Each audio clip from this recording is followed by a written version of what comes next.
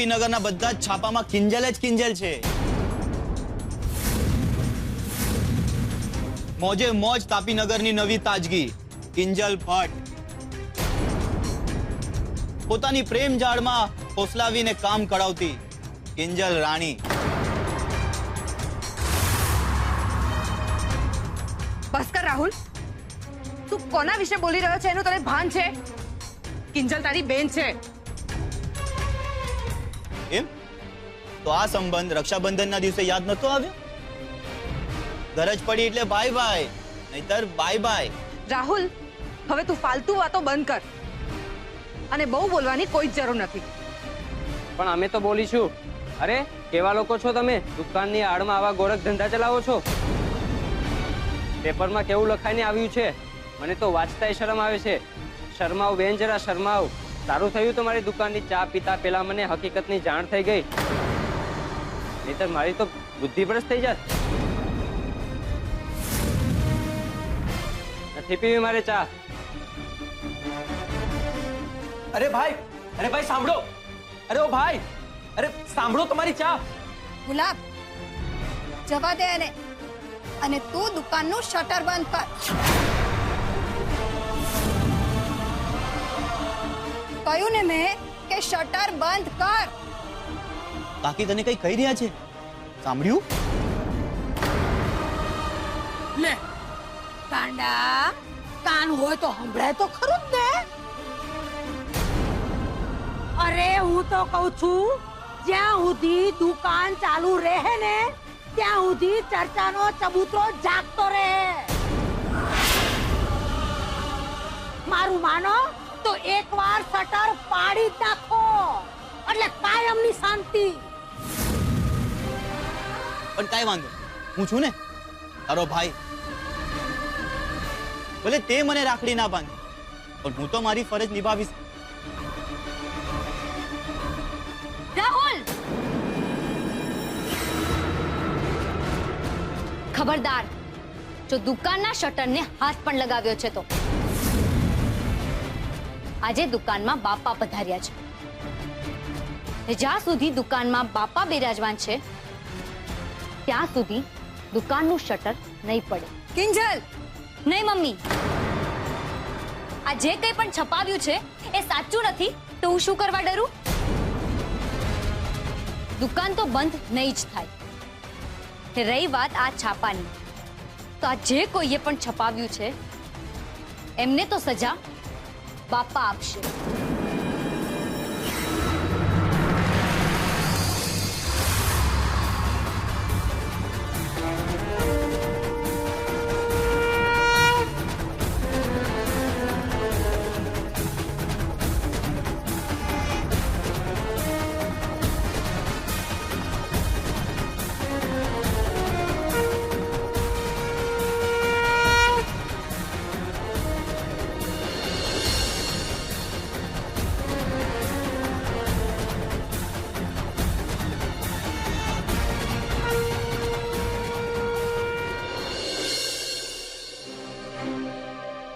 કિંજલનો photo લખ્યું છે, આશિકો સાથે કરે ને કરાવે મોજ, જલસા પાર્ટી કિંજલ ભટ્ટ.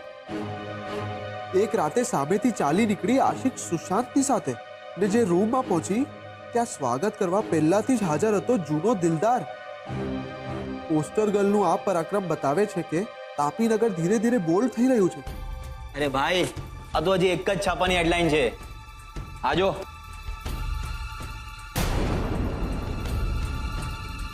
આમાં તને સોલિડ મસાલો મળશે. આજ અને હું તને ચેલેન્જ આપું છું કે આ વાંચીને આવતીકાલે દુકાનની બહાર ચા માટે નહીં પણ કિંજલની ચા માટેની લાંબી લાઈન લાગશે. વાંચ વાંચ. અરે આમાં લખ્યું પણ છે, રાત રંગીન મામલા સંગીન. પોલીસને ખબર પડી તો છાપો માર્યો આંબેડકર નગરના 4 નંબરના બંગલામાંથી. પ્રેમી સાથે મળી આવી કિંજલ ભટ્ટ.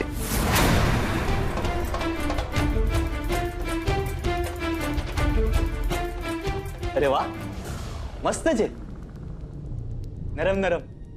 ઓ ભાઈ, મારા માટે પણ આવી ખુરશી ને કેબિનનું સેટિંગ કરી આપ. થઈ જશે, પણ મને એમ કે કે આ બધામાં તારા એકલાનો હાથ હતો કે બીજા કોઈનું મગજ પણ હતું? અરે મગજ શું, આખો ને આખો હાથ છે ખુશ્બુનો. ખુશ્બુએ પોતાનું જેગ લગાવીને છપાવ્યું છે આ બધું. અને મેં બા થકી પહોંચતું કર્યું દુકાન સુધી.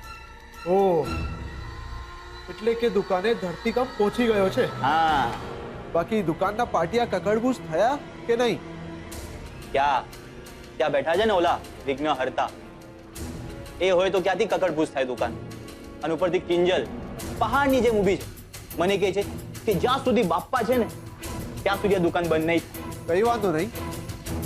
અને આમ પણ બાપા 12 માસ થોડી રહેવાના છે. પણ ભાઈ તું ખુશ છે ને? અરે કેમ ના હોઉં? દરિયા કિનારે રેતીના મહેલ તૂટતા જોયા છે, પણ આખે આખો પહાડ હલતો પહેલી વાર જોવા મળ્યો છે. તો જલસા પાર્ટી તો બનતી है ना भाई. એમ થઈ જાય જલસા પાર્ટી. હા રાણા સાહેબ, હા હું દુકાને પહોંચી ગયો છું. તમે બને એટલી જલ્દી આવી જાઓ અહીંયા. હા મમ્મીજી, તમે ચિંતા ના કરો. એકવાર રાણા સાહેબ અહીંયા આવી જશે ને એટલે આ પ્રોબ્લેમનો નિવેડે પણ આપણે લાવી દઈશું. પણ બીજલ નથી દેખાતી. જોશીપુરા મેડમનો ફોન હતો એટલે એમને મળવા ગઈ છે. કેમ અચાનક? ખબર નહીં, કદાચ ટુર્નામેન્ટની વાત કરવાની હશે. સેજલ, તને શું લાગે છે કે આ બધું કોણે કર્યું હશે? હવે એ તો કેવી રીતે ખબર પડે? સુશાંત પણ જેલમાં જ છે.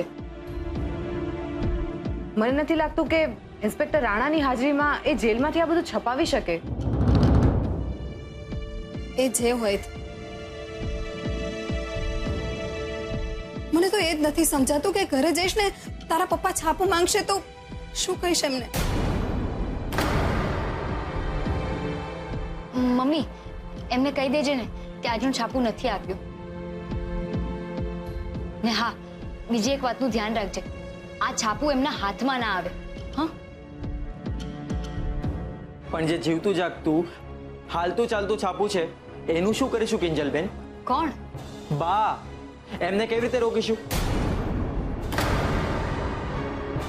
એ તો ટાપીને જ બેઠા છે કે ક્યારે એમને મોકો મળે એટલે ચોકો મારે. વાત તો તારી સાચી છે ગુલાબ, પણ પપ્પાએ જે એમનું રુદ્ર સ્વરૂપ બતાવ્યું છે ને એ પછી તો બા પણ થોડા ઘણા ડગમગી ગયા છે.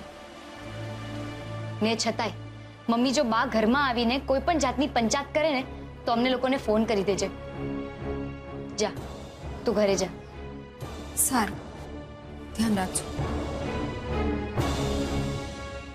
ને ગુલાબ, તું તારે પપ્પા સાથે કોઈ પણ જાતની વાત થાય તો તારા મોઢામાંથી આ છાપાવાળી વાત નીકળી ના જાય એનું ધ્યાન રાખજે. હા, સારું કિંજલબેન. સોરી, તમારે બધાએ મારી રાહ જોવી પડી. બીજો એક ઇમરજન્સી કેસ આવી ગયો હતો. રાણા સાહેબ, ઇમરજન્સીની પરિસ્થિતિ તો અહીંયા ઊભી થઈ ગઈ છે. છાપું વાંચ્યું ને તમે? હા. મને તો સમજ નથી પડતી કે કોઈ પણ માણસ આટલું ફાલતુ અને ખોટું કેવી રીતે છાપી શકે? એમાં એવું છે ને રૂપેશ કે આજકાલ લોકોને આવી જ ઓ હા થઈ જાય એવી ખબરોમાં વધુ રસ હોય છે. એટલે આ છાપાવાળા આવી ખબરો છાપીને રોકડી કરી લેતા હોય છે. પણ રાણા સાહેબ, આ કોણે છપાવ્યું છે એ જાણીને આપણે એમની વિરુદ્ધ પગલાં ન લઈ શકીએ? લઈ શકીએ ને, પણ એના માટે તમારે સૌથી પહેલા કાયદાના ચોપડે ફરિયાદ નોંધાવવી પડશે. પણ મારી એક અંગત સલાહ છે, જે નુકસાન થવાનું હતું એ થઈ ગયું. હવે તમને કોઈના ઉપર શંકા હોય તો કહો. રાણા સાહેબ, રાહુલનું કહેવું તો એવું છે કે આ ખબર પોલીસ ચોકીમાંથી જ વહેતી થઈ છે. રાહુલ તો એમ પણ કહી શકે છે કે આ બધું મેં મારા પ્રમોશન માટે કર્યું છે. કારણ કે એક ચોરને આખી દુનિયા ચોર જેવી જ લાગે છે. પણ હું આવર્દીની સોગન ખાઈને કહું છું કે મેં હજી સુધી આ કેસ વિશે કોઈ જ સ્ટેટમેન્ટ બહાર પાડ્યું જ નથી. પણ આ જેણે પણ ગણિત ગોઠવ્યું છે ને એને કિંજલ બેનને બદનામ કરવા માટે જ ગોઠવ્યું છે.